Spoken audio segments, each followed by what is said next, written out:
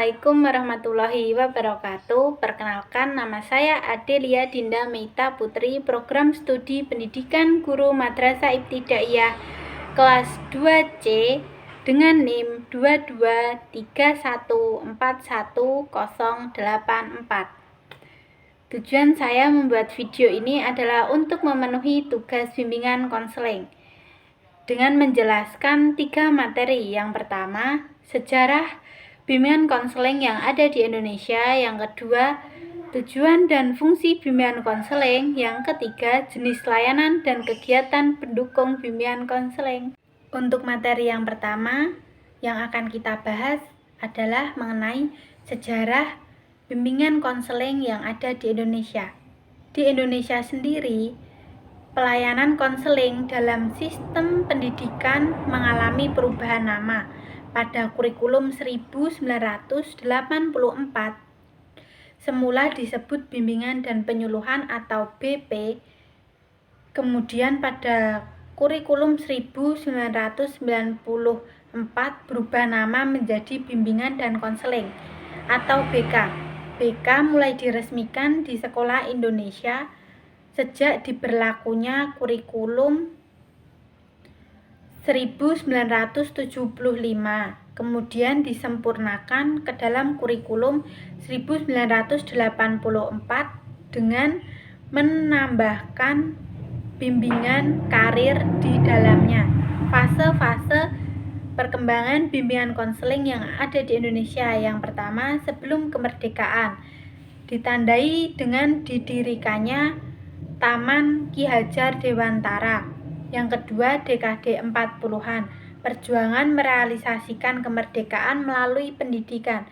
Yang ketiga, dekade 50-an, memecahkan masalah, kebodohan, dan keterbelakangan rakyat Indonesia. Yang keempat, dekade 60-an, ketetapan MPRS tahun 1966 tentang dasar pendidikan nasional. Yang kelima, dekade 70-an, upaya dalam penetapan legalitas sistem dan pelaksanaannya. Yang keenam, dekade 80-an, upaya pemantapan dalam perwujudan bimbingan yang profesional. Selanjutnya yaitu era lepas landas, keberadaan dan berkembang atas dasar kekuatan dan kemampuan sendiri. Dan yang terakhir, bimbingan berdasarkan Pancasila, mampu menunjukkan ciri-ciri kepribadian di tengah-tengah pergaulan dengan bangsa lain. Oke, kita lanjut untuk materi yang kedua, yaitu tujuan dan fungsi bimbingan konseling. Yang pertama, fungsi bimbingan konseling Islam. Ada fungsi preventif, yaitu membantu individu menjaga atau mencegah timbulnya masalah bagi dirinya. Yang kedua, fungsi korektif, yaitu membantu individu memecahkan masalah yang sedang dialami. Yang ketiga, fungsi preservatif, yaitu membantu individu agar situasi dan kondisi yang semula tidak baik menjadi baik. Dan yang terakhir, ada fungsi developmental atau pengembangan, yaitu membantu individu memelihara dan mengemban suatu kondisi yang lebih baik. Selanjutnya, tujuan bimbingan konseling Islam. Yang pertama, untuk menghasilkan suatu perubahan, perbaikan, kesehatan, dan kebersihan jiwa dan mental. Yang kedua, untuk memperbaiki tingkah laku yang dapat memberikan manfaat dari diri sendiri dan lingkungan sekitar. Yang ketiga, untuk menghasilkan kecerdasan sehingga muncul rasa toleransi, kesetiakawanan, tolong-menolong, dan kasih sayang.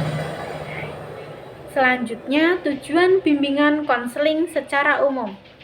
Yang pertama, pencerahan untuk mencapai kesadaran spiritual yang lebih tinggi.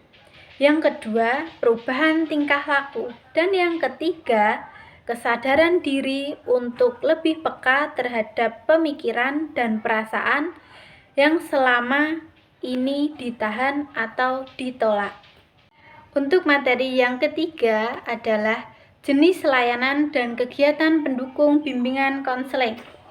Yang pertama, jenis layanan bimbingan konseling ada layanan orientasi, yaitu layanan yang dilakukan untuk memperkenalkan siswa baru dengan lingkungan barunya yang dibantu oleh semua guru, wali kelas, dan semua kakak kelas.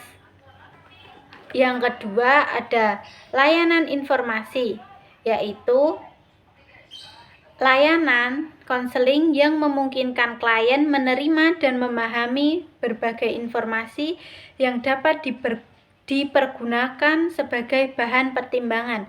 Yang ketiga, layanan pembelajaran. Yang keempat, layanan penempatan dan penyaluran, yaitu menempatkan dan menyalurkan sesuai bakat dan kemampuan yang dimiliki oleh masing-masing siswa. Yang kelima, layanan penguasaan konten. Yang keenam, layanan konseling individual, yaitu proses belajar melalui hubungan khusus secara pribadi dalam wawancara antara seorang konselor dan seorang klien. Yang ketujuh, layanan bimbingan kelompok. Yang kedelapan, layanan konseling kelompok. Yang kesembilan, konsultasi. Yang ke-10, layanan mediasi. Layanan mediasi adalah layanan bimbingan konseling yang dilakukan konselor untuk membantu menangani dua orang yang sedang berada dalam konflik atau permusuhan. Selanjutnya yaitu kegiatan pendukung bimbingan konseling. Yang pertama ada aplikasi instrumentasi, yang kedua himpunan data, yang ketiga kunjungan rumah, dan yang keempat konferensi kasus. Yang kelima alih tangan. Alih tangan itu yaitu memindahkan penanganan kasus ke pihak lain. Yang terakhir ada tampilan kepustakaan. Sekian yang dapat saya sampaikan, kurang lebihnya mohon maaf. Wassalamualaikum warahmatullahi wabarakatuh.